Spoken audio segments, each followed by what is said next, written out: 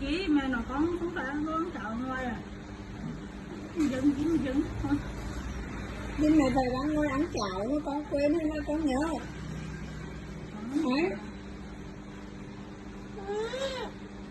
Như chưa hết chân chưa?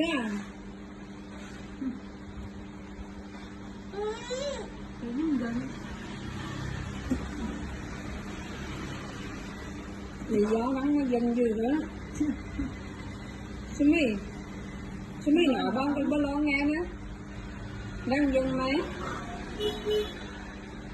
Mà bó lo nghe nó bó lo nghe rồi nữa.